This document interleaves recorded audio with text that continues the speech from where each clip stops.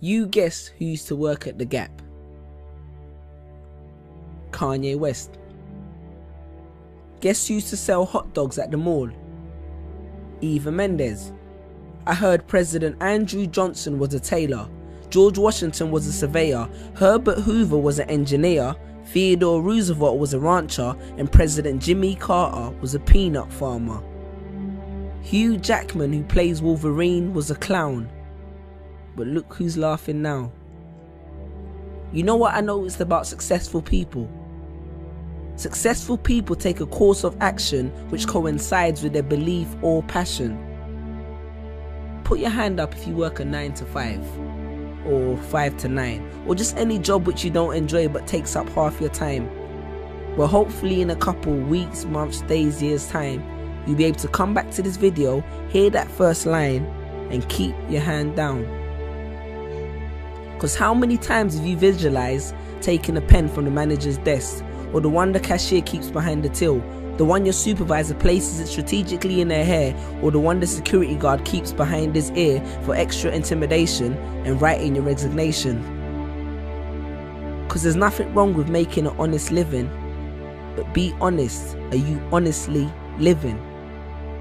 With this menial job which allows you just to stay afloat, yes, a job, a job, which leaves you just over broke every single month. Living your life just for the weekend, living life just on the weekend, because the other 5 days belong to your manager. You see, there's a big difference between a job and a career. Because in a career, no matter how many hours you work, you do it because it's satisfactory. But in a job, you do it for a salary.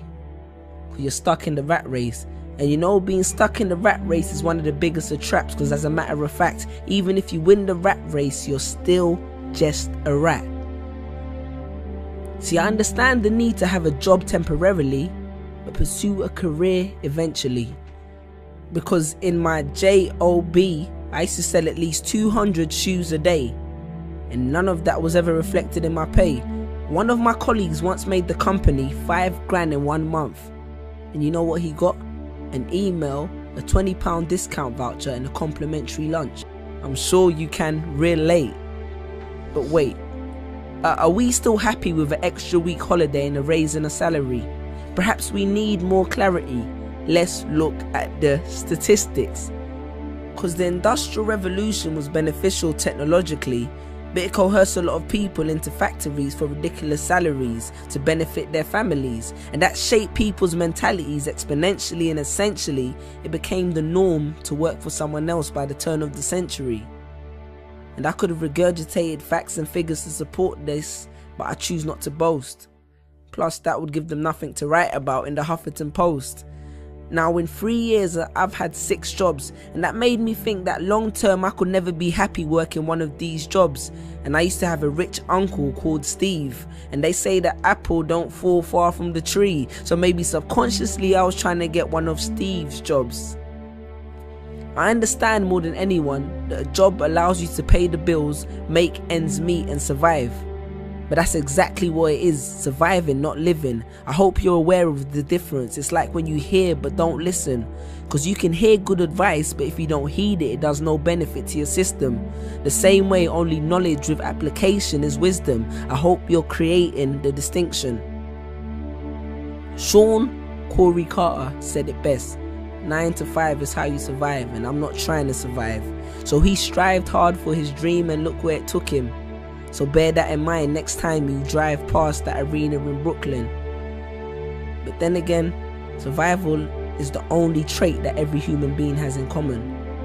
And do not take this as a reason to quit your job, go back home and stare at a computer screen, because a government check plus idleness does not equal success. Success will not fall in your lap.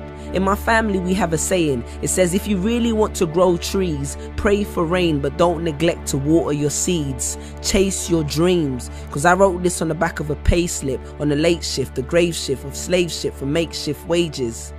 Google the term corporate sharecropping and you understand what I'm talking about. If somebody wants to do these jobs, then let them. And from the bottom of my heart, I respect them. Because I once met a garbage man who was the happiest man that I've ever met. But Don't become a slave to a paycheck, because a job is a safe net, the condom which the system uses to screw you, and none of us would be here if everyone practiced safe sex. Stand tall.